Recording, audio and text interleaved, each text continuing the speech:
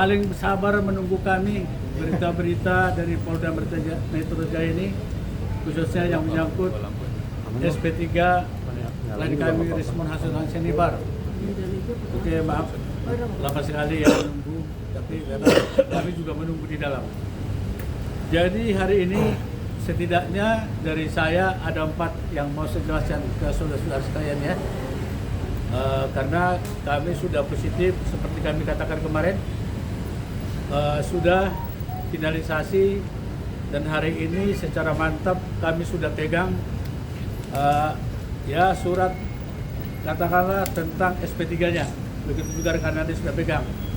Pertama adalah bahwa SP3 dari proses 3 Maret sampai kemarin tanggal 14 sudah mengeluarkan SP3 untuk proses mekanisme restoratif justice untuk klien kami Rismon Hasilhan Syanibar. Jadi tanggalnya adalah tanggal 14. Jadi saya bacakan ya. Penghentian penyidikan menghentikan penyidikan terhadap tersangka Rismon Hasilhan Syanibar dari 3 laporan. Saya nggak perlu baca karena panjang. Kemudian di halaman terakhir yang intinya itu ya tanggal 14 ya. Kemudian ditetapkan di Jakarta pada tanggal 14 April 2026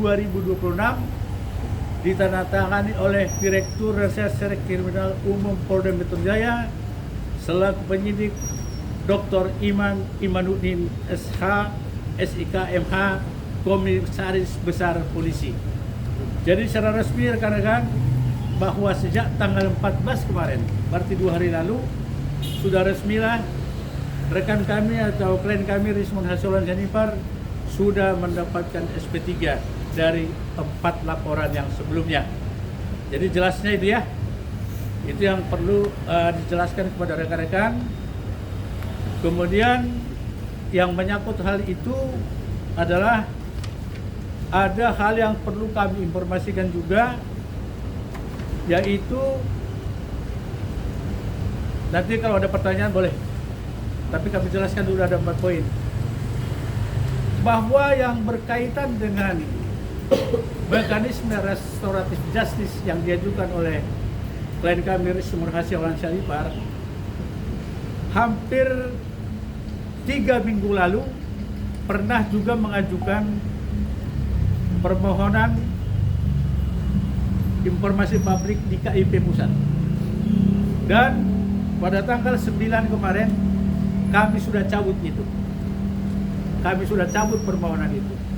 Permohonan itu adalah menyangkut Pak Gibran Raka Buming Raka tentang yang masalah administrasinya di Dikdasmen, dan itu secara resmi pada tanggal 9 kemarin juga sudah dicabut dan sudah ada keputusannya juga yang seperti yang saya pegang ini.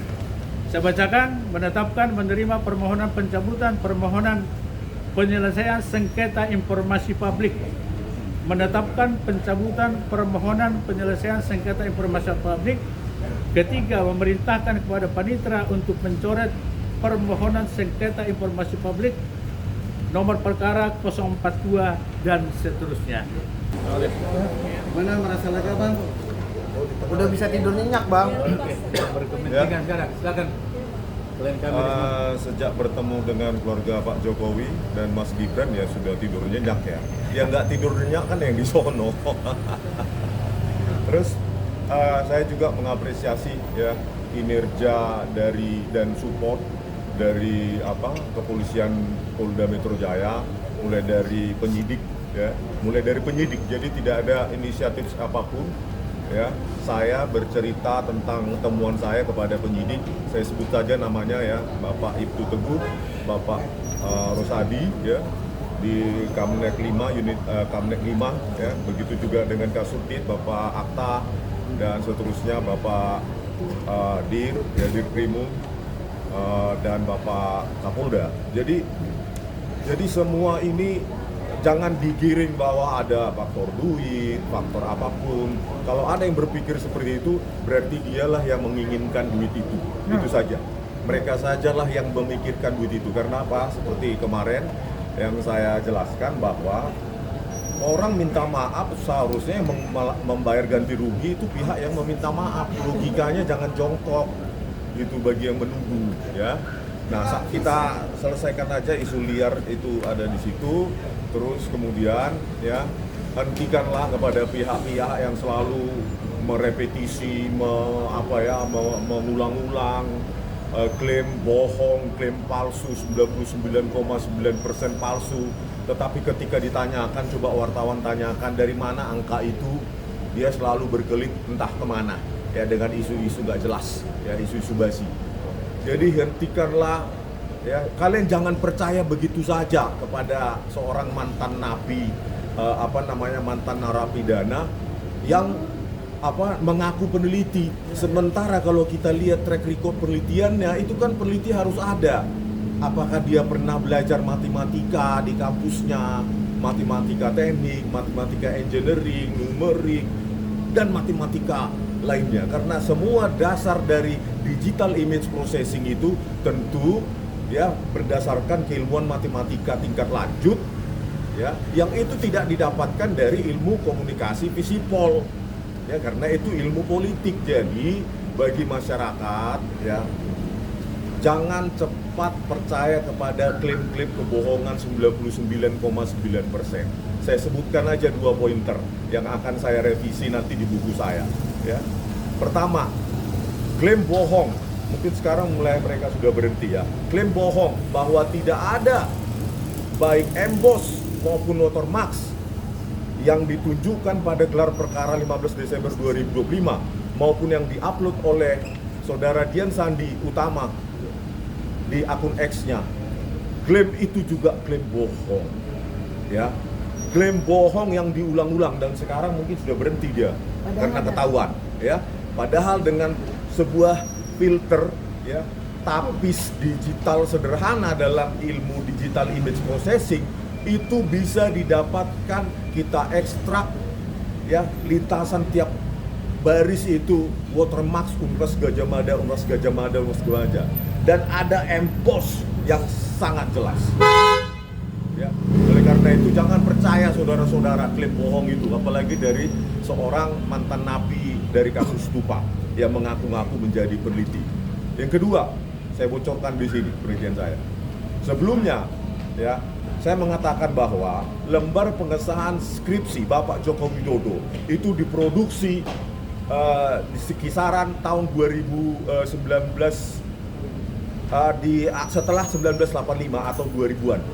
Karena penelitian saya hanya membandingkan font Times New Roman dengan apa yang ada pada lembar pengesahan skripsi. Itulah peneliti bisa salah. Kenapa saya bilang setelah saya revisi, saya bandingkan, ya. Ini perlu dikutip kepada mereka yang hanya yang mengaku-ngaku ahli itu, ya.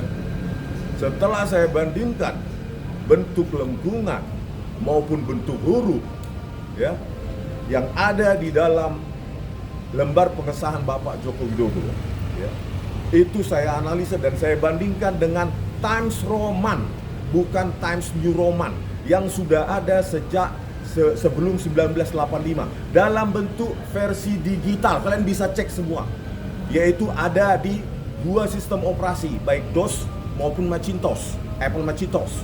Ya, di Apple Macintosh bisa kita dapatkan di Mac Write 1.3 sebelum tahun 1985. Jadi Times Roman dalam bentuk digital font sudah jamak dipakai dalam komputer-komputer di 2 sistem operasi tersebut. Oleh karena itu kealfaan saya menganalisa, sebelumnya saya hanya percaya Times New Roman. Sekarang sebelum Times New Roman, lengkungannya mirip, ya, hampir sempurna, baik scaling maupun lengkungan itu ada di Times Roman yang dikembangkan oleh Adobe dalam sistem font PostScript. Itu ada dan semua orang komputer juga paham itu, apalagi yang memiliki pengetahuan tentang sistem PON dan Adobe. Jadi inilah penelitian, inilah membuktikan bahwa penelitian itu bisa salah. Karena saya tidak terikat dengan afiliasi politik apapun, gerakan politik apapun, gerakan apapun yang di balik mereka, ya, maka saya bebas. Dan itu bisa kita perdebatkan di ruang ilmiah. Coba kalian baca semua, cari tahu semua tentang font, ya, digital font. Jangan bilang itu kan analog font, bukan, digital font. Times Roman, bukan Times New Roman. Itu ada sejak sebelum 1985, sekitar 1982-83. Ada di dua sistem operasi dan text editor seperti MacWrite 1.3 gitu ya. Jadi itu 2 pointer apa yang saya koreksi nanti di buku JWP saya. Tetapi begini ya, saudara-saudara, ya, kalau mereka yang tidak mumpuni atau tidak menekuni bidang itu sejak dari belajar matematika dasar, terus langsung mengklaim bahwa dia ahli di bidang itu, padahal satu persamaan matematika pun di dalam bidang itu nggak bisa dijelaskan. Kalian bisa percaya apa sama dia? Makanya saya undang, harusnya saya tantang media, coba tunjukkan 49 halaman itu, ya, 49 halaman di buku JWP, 49 halaman pertama, itulah sesungguhnya apa yang di balik otak Rosuryo.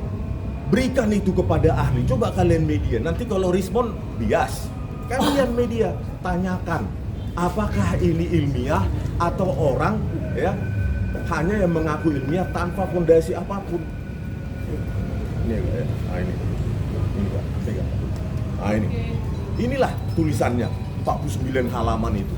Ini cuma ini tentang hak asasi manusia, terus yang lain-lain. Ini kan bukan keahlian apapun dalam digital forensik, ya. Itu siapa? Punya Rosuryo, 49 halaman nih begini nih. Gini.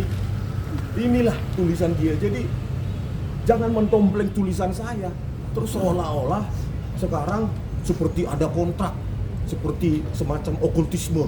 Begitu saya merevisi tulisan saya, terus mereka mengulang-ulangi kata-kata bohong, pengkhianat, dan lain-lain. Padahal banyak yang ngomong itu, terutama para pengacara itu. Masuk ke kasus ini pun di tengah jalan. Ya, apalagi Rosuryo mengatakan, di Ketoyan, Pak Kasmujo. Sejak kapan dia turun ke lapangan dengan duitnya sendiri mencari data? Dia hanya sibuk di televisi, ke televisi. Hari-hari. Di Jakarta. Untuk apa? Popularitas dan duit. Bayangkan, 3 kali 700.000, 2 juta. Itu yang dia dapatkan. Gitu loh. Dia nggak pernah cari data satu hari pun. Bagaimana dia mengklaim temuan orang? Terus mengatakan apa yang saya temukan langsung seperti temuannya. Oleh karena itu, inilah saudara, kalian baca ini atau saya kasih. Ini kalian kasih ke peneliti coba. Ada banyak peneliti di Universitas Negeri maupun Jakarta. Inilah kalian kasih, inilah sebenarnya Rosuryo. 9 halaman ini. Ini. Jadi karena tercover dengan tulisan saya 480 halaman, jadi seperti inilah. Iya. Seolah-olah tebal, padahal ya cuma ini.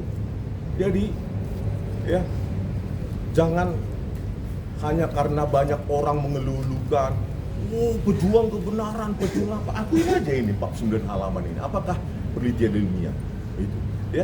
Jadi nanti ya kalau memang apapun yang terjadi, tentu banyak ahli, pakar di bidang digital image processing, digital forensik dan lainnya akan menguliti siapa sebenarnya Rosuryo, bukan saya.